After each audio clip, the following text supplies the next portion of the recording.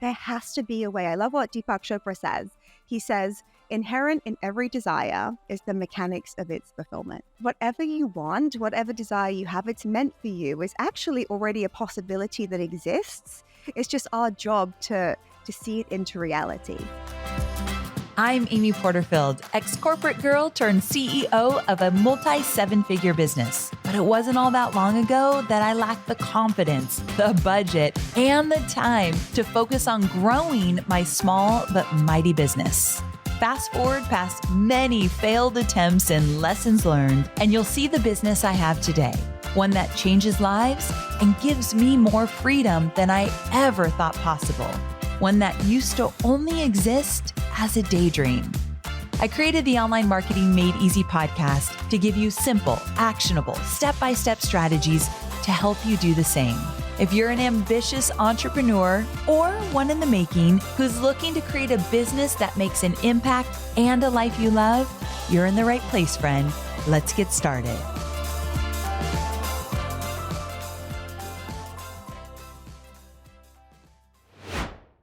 Well, hey there, friend. Welcome back to another episode of the Online Marketing Made Easy podcast. Today, I have a returning guest on the show who I love to learn from.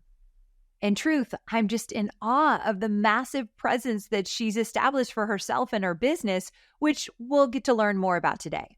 Her name is Susie Moore, and she is a media maven to say the least. A former Silicon Valley sales director turned life coach, Susie's work has been featured in major outlets like Oprah.com, Marie Claire, Business Insider, Forbes, Refinery29, The Today Show, and many more.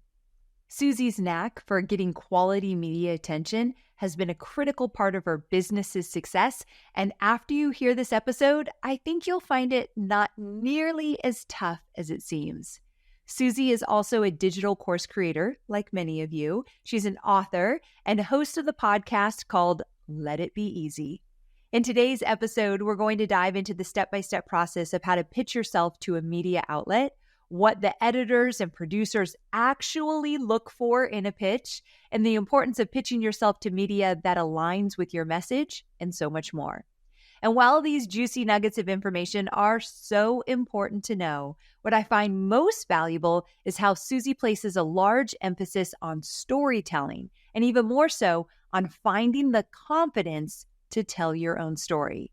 Confidence is a big topic that I hear my students talk about all the time, or lack of confidence. And if you feel like it's something that you struggle with too, you don't want to miss this episode. At the very end, we talk about what to do if you don't feel confident enough to put yourself out there. My hope for you is that you'll not only find the confidence to pitch yourself to the media, but you'll have the concrete steps to take to secure your next media placement, which is the ultimate confidence boost. When you get published in a major media outlet, you will feel more confident. I have no doubt in my mind, it's exactly what happened to me. So if you're ready to put yourself out there and earn the credibility that you deserve, keep on listening. All right, my friend, help me welcome my dear friend, Susie Moore, to the show.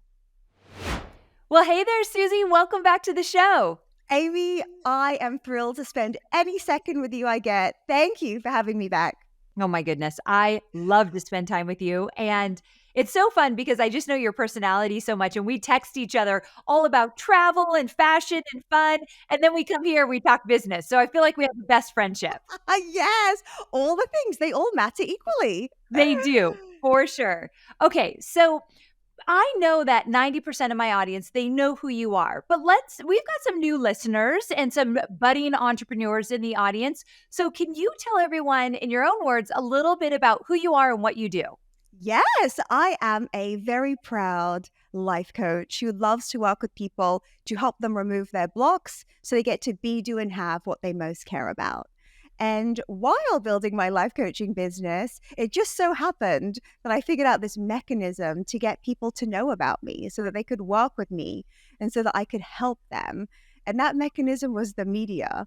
And ever since I started figuring out the media, I now teach it because I know that so many people want to learn how to tap into large, engaged audiences and how, like me, to give your message, your story, your advice a microphone. So I have my life coaching community, which I love so much. And then I also have my media strategy, which I love to roll out. I could talk about forever because it's so much easier than people think. And Amy, you know what it's like when we've got something within us that we want to share. We know what that passion feels like. And there are outlets, there are people, there are human beings who need us. And I love connecting people with large audiences. Well, you do an amazing job of it, which actually gives me a great segue into my first question for you. So here it is. You've earned some serious media credibility, as you mentioned. And I'm so curious to dive into how you've secured so many major media mentions. But before we get there, I want to highlight that you were a side hustling life coach before it became your full-time gig. And you know I love a good side hustle. So can you tell my listeners a little bit about your journey from that 9 to 5 to a full-time business owner? What did that look like? Oh my gosh, yes. And this is why your book is so amazing, right? 2 weeks notice. I'm all about the side hustle. Shout out to any side hustlers. I think it's so wise. It's so fun. It really makes the bridge easy, that transition to something full time if that's your goal. But I was working in the tech sector, in the software industry for over a decade. And, Amy, I enjoyed it. I was so happy to have a job that paid me well. I support my mum financially. Being financially secure has always been important to me because of my background. And around the time I turned 30, I had that tugging feeling that although I, of course, was, grateful for my job, my work, it wasn't my life's work. And I thought, gosh, regret proofing my life is something that I speak about often. And I knew that I needed to make a shift. And I discovered this NYU life coaching class from just doing some searching. And I signed up immediately. And I started calling myself a life coach overnight. You have to claim your domain, right? You can't wait. You have to start. And then look, I had a trickle of clients. I had my very first piece of marketing material was a tear off tab flyer thing. In the building, in the lobby of my high rise in New York where I lived at the time. I just started where I was using what I had. And I got my second client from an airport lounge. I mean, I was just talking about my work passionately and putting it out there, just word of mouth style. But after I had maybe 5, 6, 7, 8 clients, I thought there has to be another way, right? If I've got this dream in my heart to go big and to do this full time and to make an impact, there has to be a way. I love what Deepak Chopra says. He says, inherent in every desire is the mechanics of its fulfillment.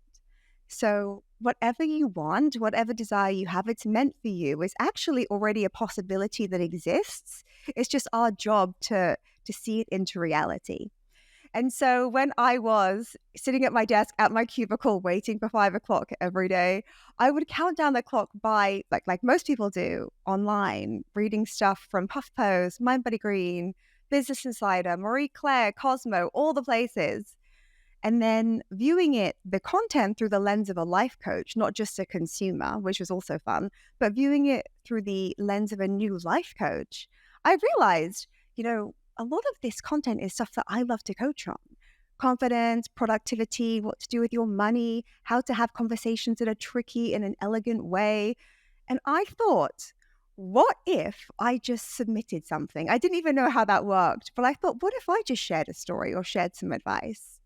And then one day I was meeting a friend for drinks downtown in Manhattan. I'm always early, and most people are always a little bit late, almost always.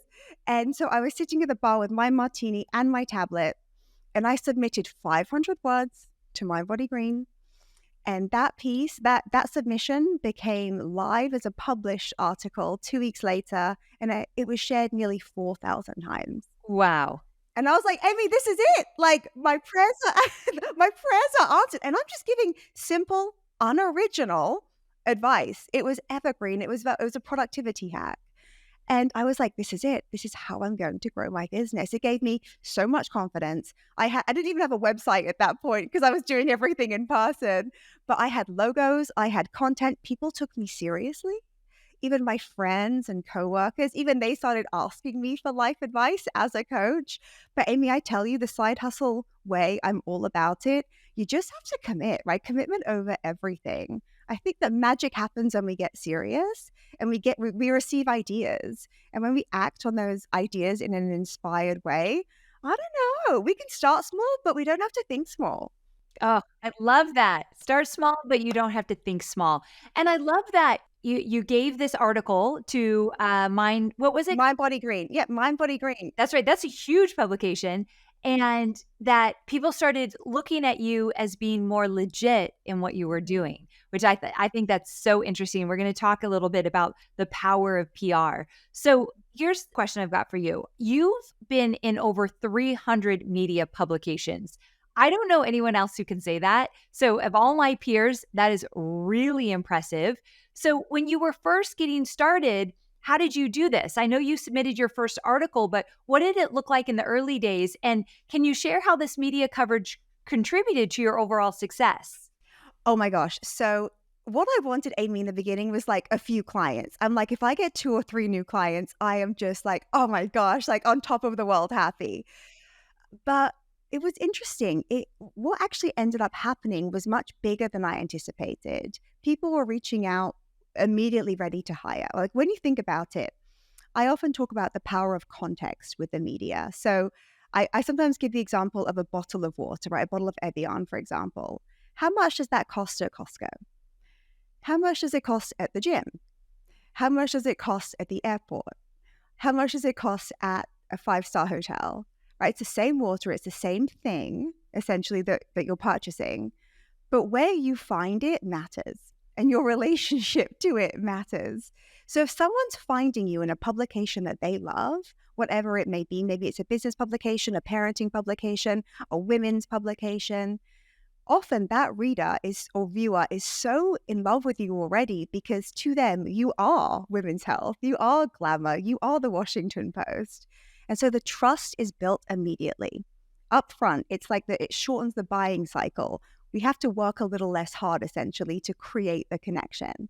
And so once I started getting this media content, I just kept going. I went from Mind Body Green to HuffPost to Business Insider to Marie Claire, where they gave me a column. And Amy, I'm still going. I just got an approval from Katie Couric again this morning. So I'm not stopping. Like it brings so many benefits. I mean, of course, paying customers, and I speak so often too about how not all media is created equal, because when you have a media feature, you want to be able to link to your podcast, your book, and evergreen landing pages where I love to drive people. Right now, I'm testing journal prompts as a link for an international publication. So whatever it is that you want to drive people to, the media is like a red carpet getting you there. The context is just gorgeous. Look, any way someone finds you is wonderful. An ad, an affiliate promotion, whatever it is awesome.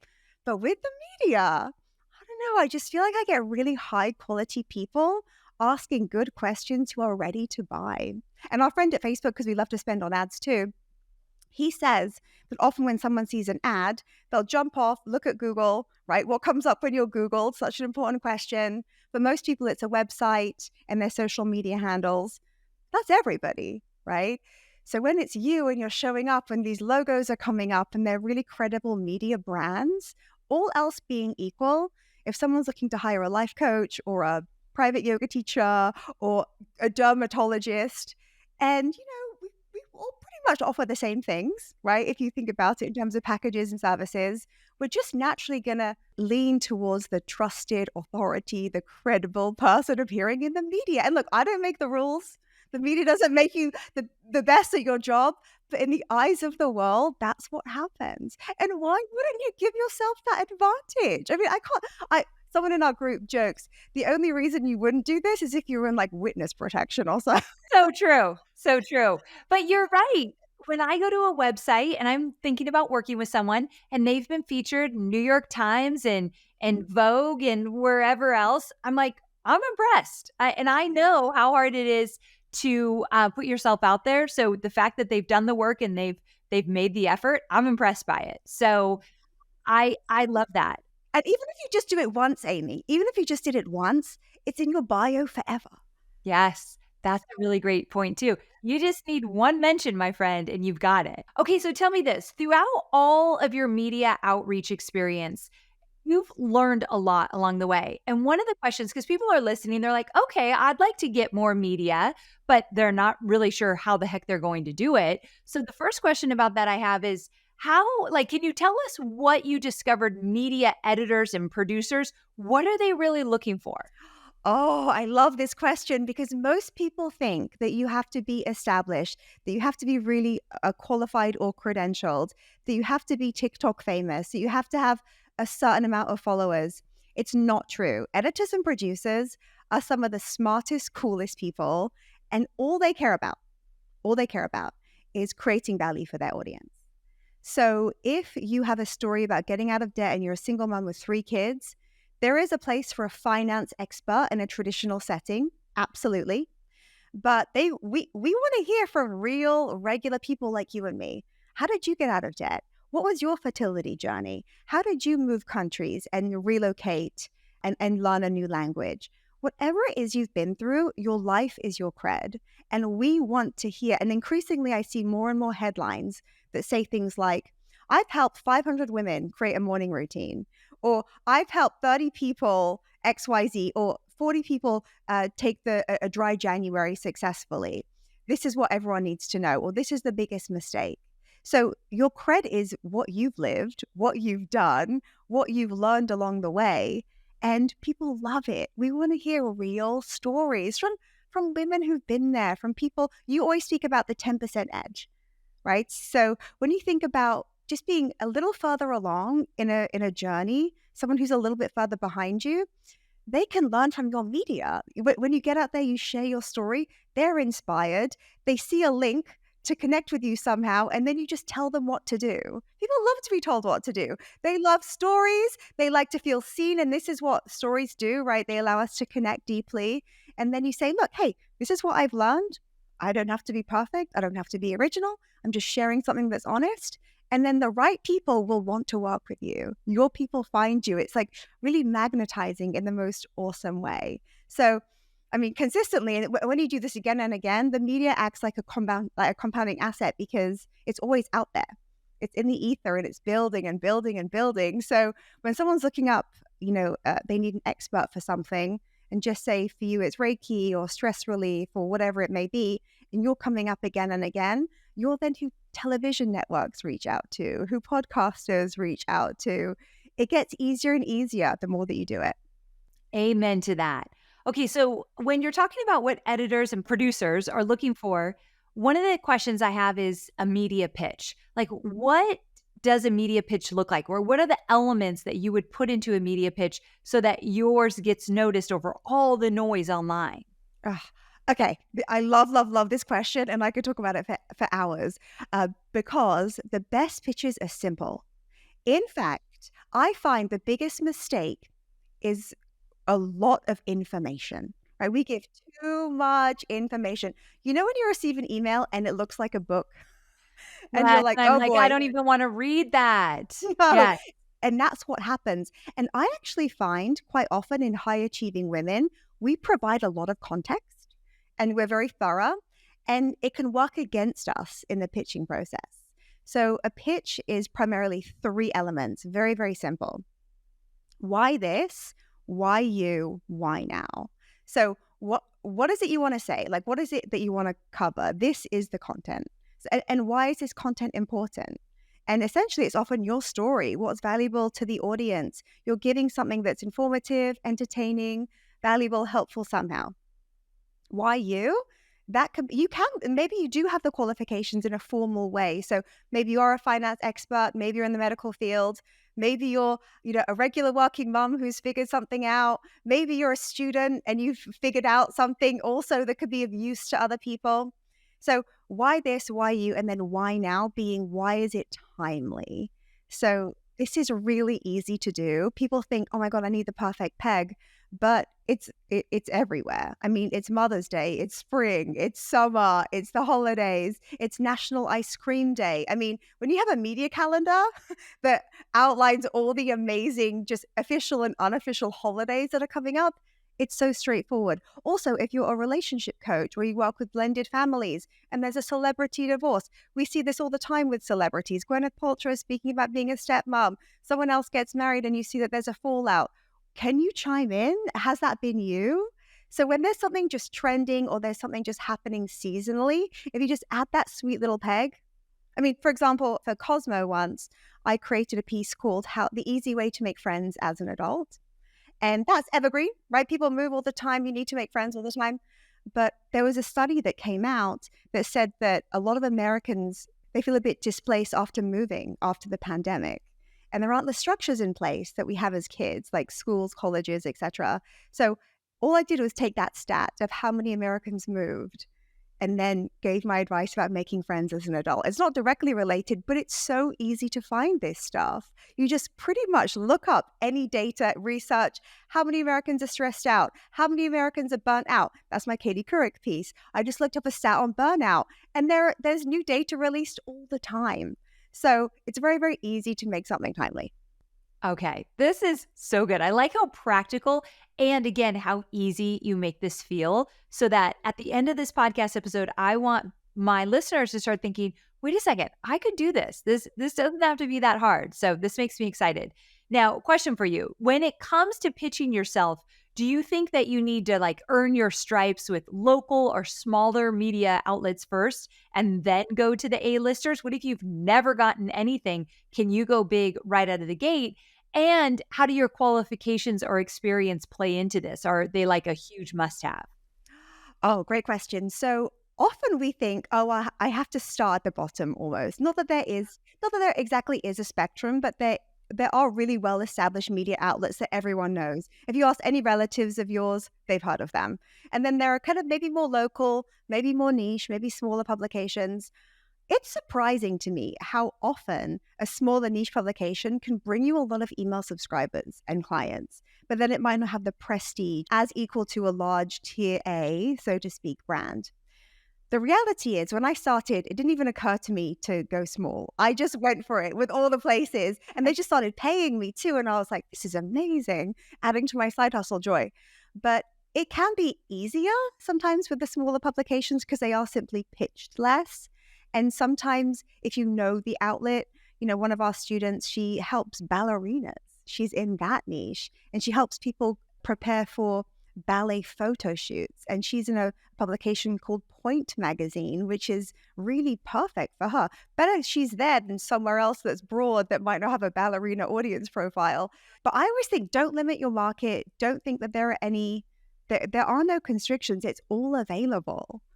The most important thing is just to get out there to test. You never really know what's going to take off and what's going to be an easy win. It can sometimes surprise you, but there's nothing to earn. You can go to the top publications if that's what you want to do with all the people. Why wouldn't you?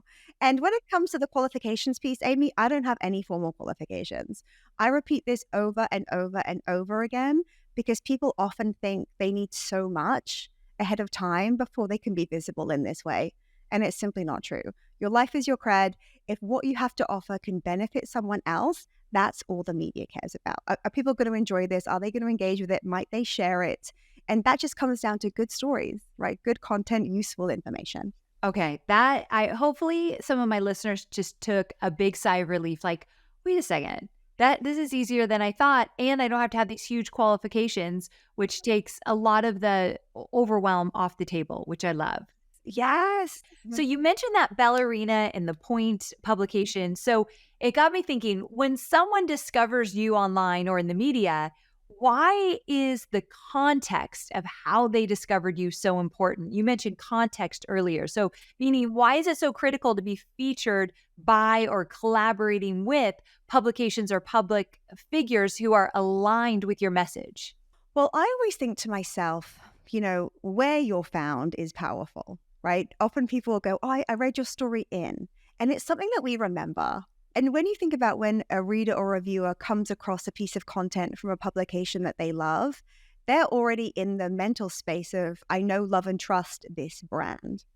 And if you're showing up in a context that they already love, that maybe they've subscribed to for years, then there's very little friction between you and that person. None, in fact. It's just you showing up at the right place in the right time with someone who needs your message. And that's why editors are so wonderful, because they curate what they know that people are going to want. So however anyone discovers you, it's wonderful so long as you're being discovered. But I think to myself, gosh, these outlets, they've got millions in some cases of readers every single month showing up, and you're just sliding right on in there. You don't have to build it. You don't need to be publicly listed. You don't need a staff of 400. You don't need to have this investigative journalism team like that's built up its credibility over, that Cosmo's been around since the 1870s. Like think about that, right? I mean, that brand that's been built over 100 and what, more. You don't have to build it. The cred exists. The authority exists. These outlets that have so much gravitas, they exist. And they lend you that credibility in an instant. And I think it's almost like cheating a little bit. It's like a cheat code for life. I'm just sliding right in. And not only do I have all these eyeballs and this attention and engagement, but even though it's not exactly this formal thing that happens, the association is powerful. Like the association, your name, your brand, the name of your book, your story next to the logo that's maybe over 100 years old, like Time Inc., for example, that's Amy. That's Tiffany, that's Claire. Like that becomes you. I didn't realize that in the beginning. I realized that later, especially when I started getting taken seriously, like really seriously, being invited to join panels, asking people reaching out to me for an expert opinion. And I'm brand new, right? And I'm still working full time. And I'm like, oh my gosh, don't look at my LinkedIn. It still says my corporate job. Like it had to, So these things can happen quickly when you're willing to be visible in the right way. Not as your sole way of showing up, but why not add it to your mix? Like it has so many advantages, and it boosts and elevates everything else. That's why you see always on everyone's marketing materials, you see their logos. All the time. Yep. It's all over our website too. Everywhere I've featured. Yep. So it's a big deal. Now, one of the things I was thinking when you were talking was that you talk a lot about getting personal and the importance of sharing your story with others. You're a student and you figured something out and you think you could help other students. So you're going to share that. So why is this strategy so powerful, do you think?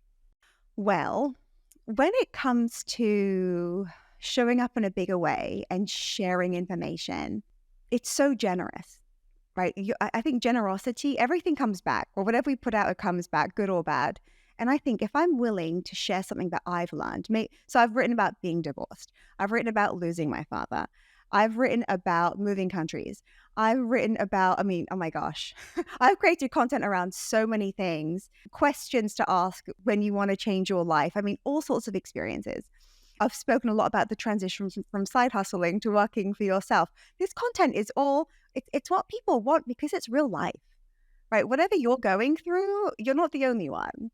And even though every situation is unique, our emotions are universal and we can see each other in our stories.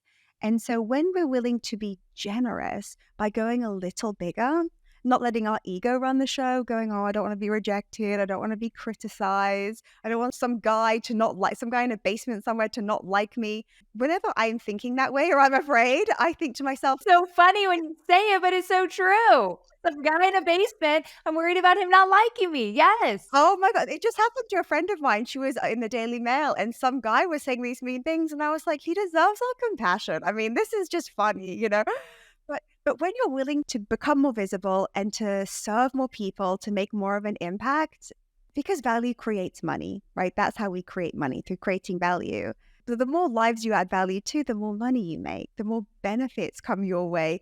I, in fact, think the more peace you feel because you're not holding back and you're not thinking, gosh, one day I'm going to leave my mark. You're living it. You're showing up, just being yourself. And there is nothing more powerful than just being yourself.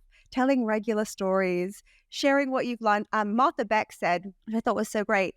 She said, if you learned anything that can help another person, anything, it's your moral obligation to share it. And I think with social media, the rise of AI, we know engagement's kind of tricky, right? Someone told me recently, and she's got a big following, that only 2% of her posts are seen organically. She's paying to boost them, which she doesn't want to do.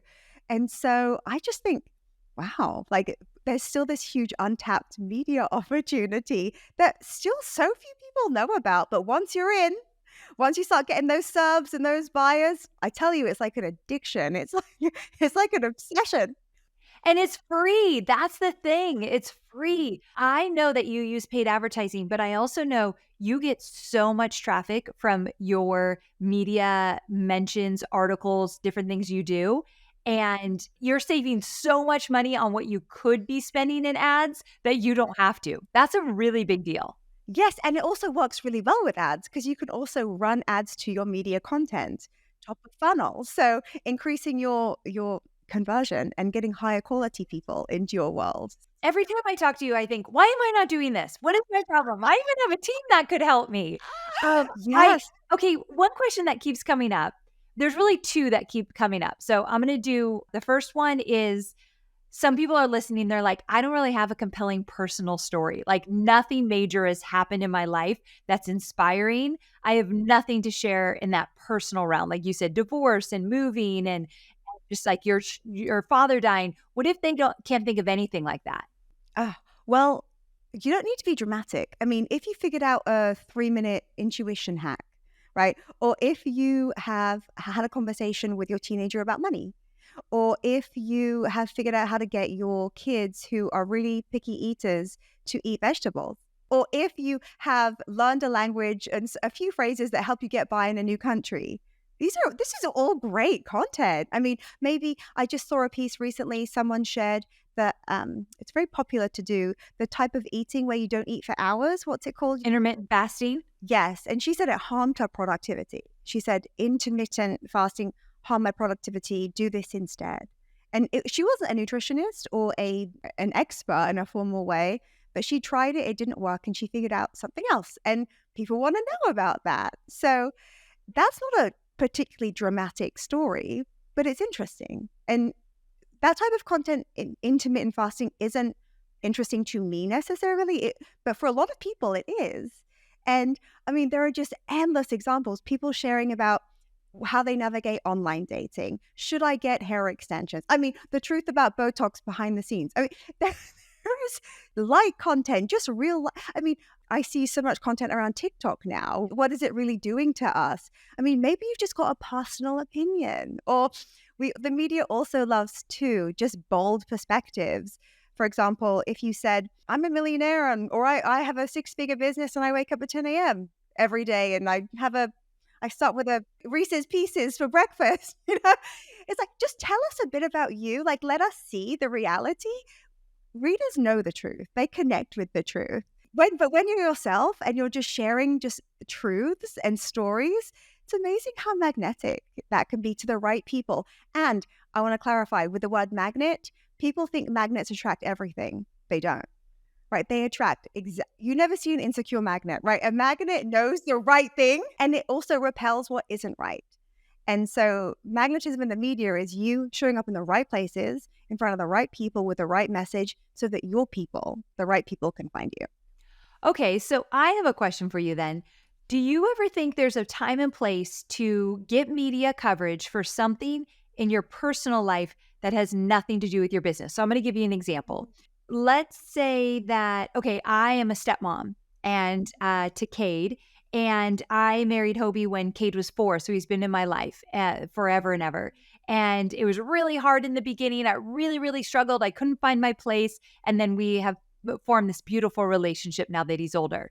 That has nothing to do with my business, nothing to do with how I make money. Is there any value in telling that story in, let's say, a women's magazine or something like that? I love this question. So a couple of things. First of all, maybe you have a burning desire to tell that story.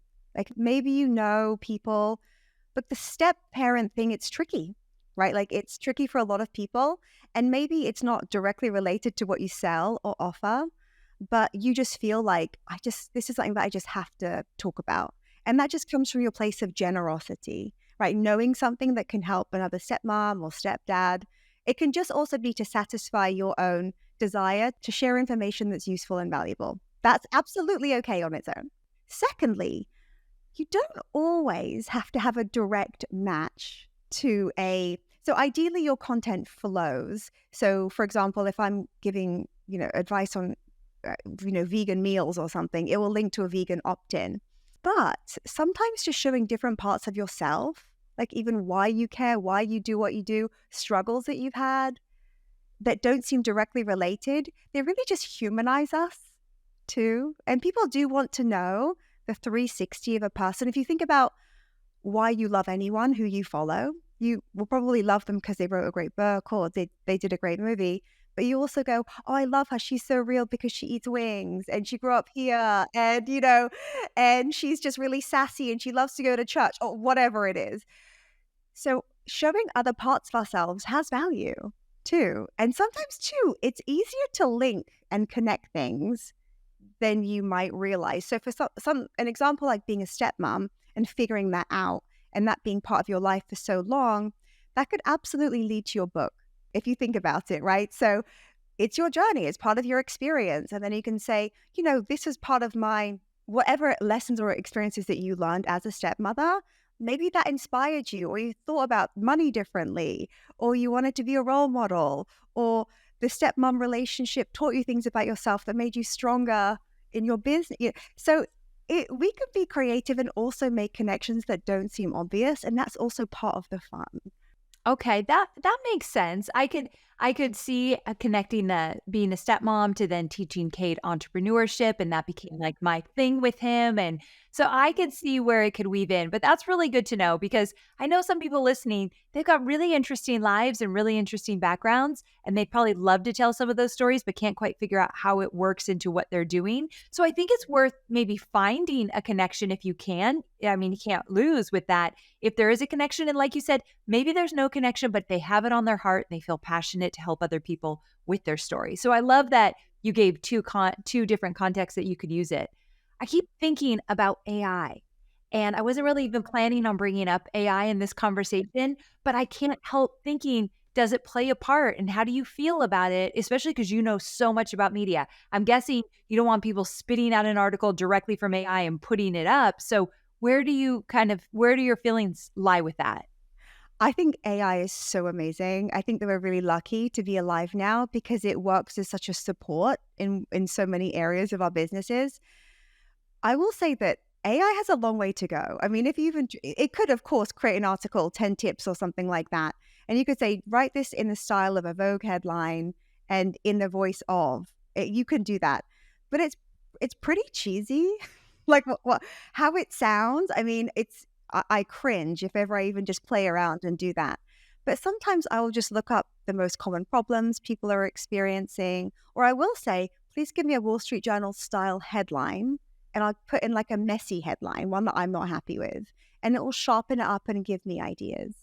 So I think it's wonderful to play around, depending on if you're being paid or not for your media content. If it's paid, you'll sign a contract, and then it'll often say no machine learning, no AI is allowed to be used. But in a lot of cases, I think it can help you formulate ideas, especially if you say which type of brands you're pitching. You can say in the voice of or in the style of. It's not perfect, right? There is, Amy, have you not seen the cheesiness coming out of like ChatGPT? It's really bad. It's really bad. So I'm glad that you say that because my students want to use it to create their courses. And I'm like, okay, we're going to use it so we're not staring at a blank Google Doc, but we're doing a lot of work once we get that outline or those ideas or whatever it might be. So I'm really glad that you said that. But it's a great way to kind of get things rolling. And I can support that all day long. Mm-hmm. And you could always say, look, what are some fresh, different ways to look at burnout, or what, for example, burnout recovery? And I'll give you pretty standard answers. And then you can, of course, say, in a fun way, but it gets a little crazy, like what it spits out. So I think it can give you some foundational pieces, but you need to edit it seriously. And you need to really think about what sounds like you. And I can say too, now with the rise of AI, the media want more than ever real voices. Great point. Yes, that's a really great point. That's one way to stand out when everyone else is giving these AI generated pieces. We can tell. Even I can tell on social posts. I'm like, oh, she didn't write that. So I can't help myself because you are a life coach and you are a really good life coach. I know people that have worked with you and they think you are phenomenal. So I can't help but ask this one question, and that is one of the biggest factors that prevents most of a lot of my students, I should say, but most of us from being more widely seen in the media and in the public is confidence level. And this is something that my students and audience, they really struggle with. So if someone's listening and they have this lack of confidence, they don't believe in themselves, how can they find that confidence so they put themselves out in a bigger way and they go after these media opportunities? A couple of things. One thing that I know, Amy, is that only action cures fear. People don't want to hear it, but there's no other way, right? There is no other way. There is no other way to get there, right? Than to like jump off the proverbial diving board. It just looks scarier and scarier the more you just stand there, right? Like, wait, should I read a book on this? Should I call 3 friends? Should I jump? I'll try again tomorrow. You just got to take the action. And I think to myself, I love to seek out stories of people who shouldn't have succeeded based on what they have or don't have, or what they've lived or haven't lived or had access to. And I love to just look at their stories, read up about there are no rules, Amy, right? Like this life, it belongs to you. The future belongs to no one. And so if I'm thinking, do I have permission? Can I get ahead? Can I do it? Who am I even asking? Because of course there is permission because I'm alive. Like you're alive, you're here, you're meant to be here. And then I know that if I'm afraid to do something because I'm afraid of rejection or criticism, I'm living in my ego. It's only my ego that's afraid. It's only my ego that can be offended. And in one of my groups, we did a rejection challenge recently. You had to get 10 rejections in a week. It wasn't media. Yeah. Can you imagine what started happening, Amy? People were just going for it, asking for things, putting themselves out there. And they were getting a lot of successes, right? Unexpectedly. And I said, I'm not even celebrating those. You need 10 rejections. Like, I don't care. But the more you almost don't take it so seriously. Like, what is it that we're afraid of? Yeah, someone might not like it. Oh, yeah, it might bring up thoughts of our own worthiness. But that's where we have to just really check ourselves, look at the truth of what it is that we're here to do, know that it's not about us. I mean, as the course creation expert, you know that the courses aren't about the creator. Then they're not. I mean, Amy, my gosh, your course is the best. I'm your course taker. I don't think this is all about Amy. I think this is about me succeeding, doing what I can teach, like creating what it is that I can create. So I think that when I get out of my head and it being about me and knowing that the only way out is through, you just gotta hit. I'm like, I always go, hit submit, hit it. I'll be here with you. And have fun with it? Like, when did everything become so serious? It's not something that I even think about anymore. That's not something that comes to my mind because I'm probably just too busy doing the things that matter or enjoying my life in other ways. You just reminded me something Mel Robbins recently said on a podcast. And I'm like, oh, I need to remember that. 3 words. She said, it's not that deep. And so when you ask to get on the media and they say no, who cares? It's not that deep. Or when you put yourself out there and you're doing a webinar and the technology goes down, it's okay. It's not that deep. And some things are deep and I get that. But most of the stuff I stress out about, I'm worried about, and I want to look good for, it's not that deep. It doesn't matter that much. And a rejection challenge, oh my gosh, I might have to give myself a challenge, like my own internal challenge of just going for it. Because imagine what could happen.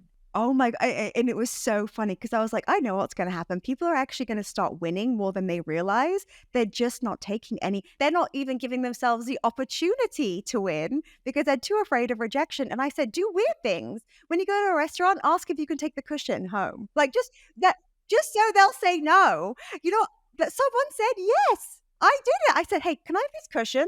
And they're like, yeah, sure. We love you around here. You can have one. And I'm like, I don't really want it, but okay. It was just dumb just to show I don't care. Like, I don't care. And I think what if we just cared more about the right things, which is our intention and what it is that we want, like the contribution we want to make versus just the noise? And if only your ego can be offended, you know where you're operating from a place of love and creativity, or just this place of fear, which is fine and it exists in all of us, but it can't run the show, Amy. Like it can't. You live a half life if that's how you're feeling. Amen, my friend.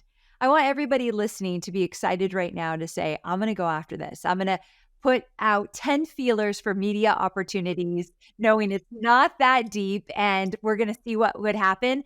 I think that would be so fun. And it creates, if you're looking for confidence, you get featured in a publication. I'm promising you, your confidence soars. It feels so good. I remember my first big publication, I think it was Inc. magazine, and I thought I had made it. It feels so good. It's totally worth it. So recently I was on a webinar that you did, and because I do want to do more of this, I don't do a lot of media and I see the power of it. And I'm like, if Susie tells me I need to do it, I need to do this. So I got on a master class, a live training that you did, and it was phenomenal. And it was very eye-opening in terms of not just why this is important, but how to get started with all of this. And so I thought, Susie, you got to come on my podcast and tell everybody about your live training. I know you're going to do it again very soon. And I want everyone to sign up for it. It's totally free. It's so good. Can you tell us about it and then where people could go to sign up for your free training? Yes. Oh my gosh. I love this live training so much, especially if you're a beginner, especially if you don't feel like you're ready, or especially if you feel like something like this has eluded you and it feels complicated and mystical. How do people get the media? It's called Overnight Rockstar. It's all about how to grow your business, skyrocket your reputation, and learn how to be your own publicist. And whether or not you ever think about yourself in that way, if you're an entrepreneur, being visible is your number one job because everything stems from people knowing about you. So you and I are having our live class together June 13th, 1 p.m. Eastern. Everyone can join us by heading to getrockstarpr.com/Amy. And it is going to be a treat. And if you join us live, I'm also sharing my juicy media calendar so you can plan your content for the next 12 months. Easy. Just if they show up live on your free training, they get the media calendar. Yes. Okay, tell them again, where do they need to go? getrockstarpr.com/Amy. Perfect. And I'll put that in the show notes for everybody as well. It's really worth it. Once I was on it with Susie, I thought, I want her to do that for my audience as well. And here's the thing. I have worked with several PR companies and they are so expensive. I'm not saying they're not good. I'm just saying so expensive. And Susie is introducing an idea that you become your own PR team. So you're not paying for this. That is a game changer, especially if you're just starting with your business and can't afford PR. Imagine if you started getting it early on in your career. Actually, I'm going to tell you a quick story. I can't believe I didn't bring this up. So I recently lost my social media manager who has been with me for years, and I love her to her core. Her name's Stacy. And about a year ago today, she actually posted this on social. She's still with me, but I only have her for 2 more weeks. A year ago today, she started a side hustle, which was called BTS Bride, Behind the Scenes Bride, where she goes to weddings and she does their social media. So she films their reels, their images, their videos, and delivers them the very next day. So these brides can post all over social media of their happy day. So it's not the main photographer, it's a social content creator. And so she just did a few and it exploded. And what happened was she got picked up by major media outlets, New York Times and Vogue, and it's still a side hustle for her. And one thing, would you agree with this, that once you get featured in one place, sometimes an invitation for another place pops up? Oh, snowball. It's a compounding asset and it gets easier and easier. The more someone is looking for an expert or your name's popped in somewhere, you're showing up, you're it. You're the go-to. Like you are it. Congratulations, Stacy. That's She's amazing. become the go-to person to talk about content creation at weddings. She's like a thought leader now. So long story short, I went to her and I said, you need to quit. That your business is exploding. This business deserves your full attention. And I knew it was coming. So I kind of went to her. Anyway, I've got 2 more weeks with her and she's leaving us to go full-time in her job. And I have to celebrate it because I teach people how to go full-time in their online businesses. But I'm very sad that my work, actually led her to leaving me, but it's okay. But media has been a huge part of her success. And it will continue to just elevate her and boost her. But when you think about that, someone like Stacey, imagine if she's in a place like The Knot, right, which is a bridal website, and she shares, why you need a BTS social gal or social help, social support. And she shares about her experience, maybe starts with a story about a recent wedding and then links how to work with her. Hello, clients. Hello, waitlist. Hello. It's a big deal. It's a big deal. So I really hope our listeners are excited and intrigued about this possibility of being your own PR team. And Susie, there's nobody better than you to teach it. So thank you so much for being here. Give that URL one more time. GetRockstarPR.com/Amy, and our live training is June 13th. 1 p.m. Eastern. I cannot wait. And you get our juicy media calendar just for showing up. So you definitely want to be there live. We've got a special gift for you. Susie, thanks so much for being here. I can't wait to have you back again. Love you, Amy. Mwah! Love you. Bye. So there you have it. I hope you're feeling empowered to share your story with the world and go after the media attention that you deserve.